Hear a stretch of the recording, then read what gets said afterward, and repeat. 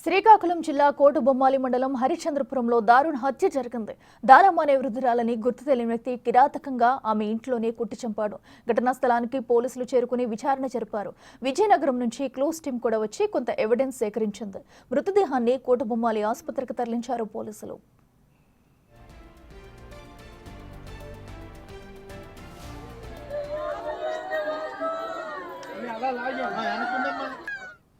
కేసుకు సంబంధించిన వివరాలు సినిమాను తలపించేలా ఉన్నాయి. మృతురాలి తలపై వెనుక వైపున బలమైన గాయం తగలడంతో హంతకుడు వెనుక నుంచి దాడి చేసినట్టు తెలుస్తుంది.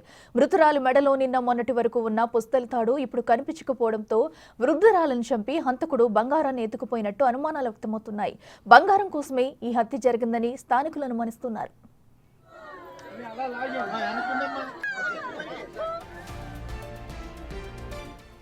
మృతురాలి కుమార్తె ఆమెకు నిన్న అర్ధరాత్రి ఫోన్ కాల్ చేసిందని తెలుస్తుంది. ఇంటి బోరు మోటార్ పాడవడంతో దాన్ని రిపేర్ చేయిస్తున్నానని, పని పూర్తయిన తర్వాత తిరిగి కాల్ చేస్తానని మృతురాలు తన కుమార్తెతో చెప్పి కాల్ కట్ చేసినట్టు తెలుస్తుంది.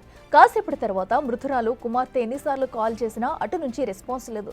దీంతో బోర్ మోటార్ రిపేర్ చేసిన వ్యక్తి హత్య చేసి ఉంటాడా అనే కోణంలో విచారణ జరుగుతుంది.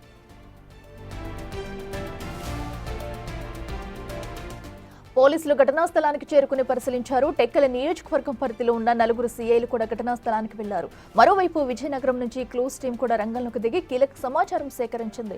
డాగ్ స్క్వాడ్ ఇంటి చుట్టుపక్కలే 2-3 సార్లు తిరిగింది. దీంతో హంతకుడు అక్కడ రెక్కి నిర్వహించి ఉంటాడా అనే అనుమానం కూడా ఉంది. ఆ తర్వాత డాగ్ స్క్వాడ్ ఊరు చివర ఓ ఇంట్లోకి వెళ్లి కాసేపు అక్కడే ఉంది. దీంతో హంతకుడు ఆ ఇంట్లో కొంత సమయం ఉండి ఉంటాడనే కోణంలో విచారణ జరుగుతుంది.